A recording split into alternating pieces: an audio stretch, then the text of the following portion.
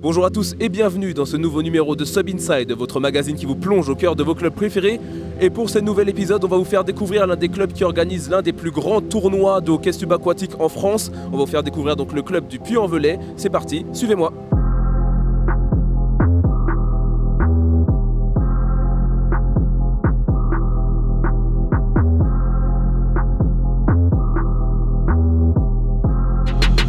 Alors les entraînements au puits, on s'entraîne le lundi soir pendant 1 heure, mais uniquement sur de l'indo et on fait que de la nage. Donc on travaille l'endurance, le fractionné, puis l'apnée sur des temps de récupération courts, enchaînement d'apnée, enchaînement de sprint, enfin des entraînements de nage. Le mercredi, donc c'est l'entraînement principal de la semaine. On accueille les débutants, les jeunes, notre équipe jeune à partir de 6h15. À 6h, pendant un quart d'heure, on fait un peu de théorie. On donne le thème de l'entraînement du jour. Une fois qu'on a défini ce thème, on le met en pratique, donc on fait échauffement et ensuite, par exemple si on a choisi de parler des retournées, on travaille la retournée ensuite pendant les 3 quarts d'heure où on n'a que 3 lignes d'eau pour s'entraîner. Et ensuite on met ça en pratique à partir de 7h15, on a un match avec les plus anciens qui viennent aussi, on mélange tout le monde, on fait 1 heure de match. Un entraînement savamment orchestré par le club, et qu'est-ce que ça donne au niveau des résultats? On est remonté en première division la saison dernière. On est arrivé à passer les barrages et on est monté en première division. On a eu des renforts aussi, on a eu 2 renforts étrangers, turcs, que vous aviez interviewé d'ailleurs sur MS Sport. On a fait un très bon round robin à la manche 3 au mois de juin. On a fini premier du round robin. Et malheureusement ensuite on a perdu nos matchs de classement, du coup on est resté cette année dans le groupe B. On n'est pas passé en groupe A, on a perdu au barrage et ensuite on a perdu contre un match mémorable contre Diderot, où c'est eux qui sont passés dans les 10 premiers qui vont jouer la manche 1 au mois de novembre et pas nous. Donc vous avez compris l'objectif de cette saison, hein, c'est de faire mieux et donc d'arriver à se qualifier pour la manche 1 l'année prochaine. On leur souhaite donc d'enfin atteindre leurs objectifs. Durant cet entraînement, un constat retient particulièrement notre attention, une seule fille présente. Mais alors, où sont les femmes? On nous traite de macho, faudra demander aux autres équipes. Non, sincèrement, on aimerait qu'il y en ait plus, mais après, c'est pas évident de les faire venir. C'est vrai qu'il y a beaucoup plus de garçons. Il y a eu quelques filles dans le temps, on aimerait monter un jour une équipe fille. Après, voilà, le Puy, c'est une petite ville, on a que 20 000 habitants, c'est pas évident de faire venir des joueurs, des joueuses. On y travaille. Ça serait la cerise sur le gâteau, hein, parce que c'est toujours intéressant de diversifier et de mettre. Là, on a une petite équipe jeune. Là, si après on avait une équipe féminine, ça serait que du bonheur, quoi.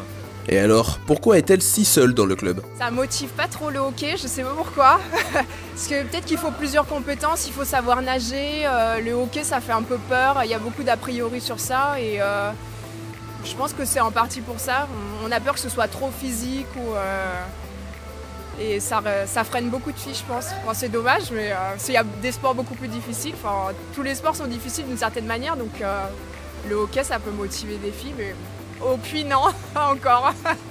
Bon, on espère que la mayonnaise prendra, mais qu'à cela ne tienne, au Puy, il y a une autre priorité très importante également. Alors aujourd'hui, on est quand même un bon groupe d'anciens, de quadrant, on va dire. On a attaqué le hockey il y a plus de 20 ans. Et on essaye de faire aller notre équipe 1 le plus haut possible, bien sûr. Mais notre priorité, j'ai envie de dire, c'est aujourd'hui la formation des jeunes. Faire venir un maximum de jeunes dans le club, on les prend à partir de 13-14 ans. Et parce que le bassin il fait 2,50 m, donc c'est compliqué de les prendre avant. Et après de les faire grandir, de monter une équipe cadet, une équipe junior comme on est arrivé à faire depuis 3 ans maintenant. Quand je suis arrivé, en fait, il y avait pas de jeunes. Il y avait que des adultes, ils étaient une quinzaine. Et c'est vrai qu'il y a quelques jeunes qui commencent à arriver, 1 ou 2 jeunes. Et puis maintenant, on en a plus d'une quinzaine. On a fait des championnats de France junior, championnats de France cadet, championnats de France minime. Nous, à leur époque, on n'avait pas forcément l'encadrement, le hockey n'avait pas forcément ce niveau. Mais du coup, on essaye de transmettre aux jeunes ce savoir, ces techniques. Et du coup, ils progressent, mais beaucoup plus vite que nous, quoi.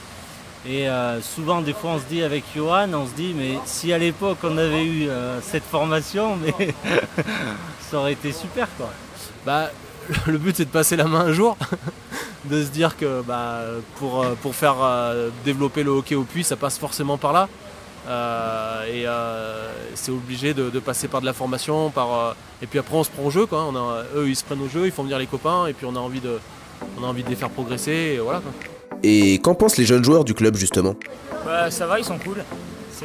Justement, c'est ce qui m'a fait rester. C'est qu'ils, contrairement à la piscine, ils sont cool. Ils nous obligent pas à faire ce qu'on veut, on peut s'amuser de temps en temps, même toujours en jouant, mais voilà. Il n'y a pas les petits d'un côté et les grands de l'autre, quoi. Il n'y a pas 2 matchs différents. Là, derrière moi, il y a des petits qui jouent contre des grands, quoi. Ça fait que les petits, ils ont un bon niveau, quoi. Ils sont pas avec les petits, quoi. Hein. Ils sont plus gros face à eux, quoi. Non, ils nous tirent vers le haut. C'est comme ça que j'ai pu progresser rapidement aussi, parce qu'ils avaient déjà un bon niveau à la base des anciens, donc non, c'est clair que ça nous a beaucoup tiré vers le haut. Une manière de faire qui soude les générations avec une bonne humeur contagieuse. Cette osmose qu'il y a entre, ce mélange qu'il y a entre cette jeunesse et elle est dans les deux sens, quoi, les retrouver. C'est-à-dire que nous, ça nous booste. Et puis ça nous valorise parce que on transmet quelque chose à ces jeunes. Et ces jeunes, ils ont envie de nous battre, ils ont envie d'être plus forts que nous, ils ont envie. Voilà, mais par contre, c'est toujours dans un bon état d'esprit.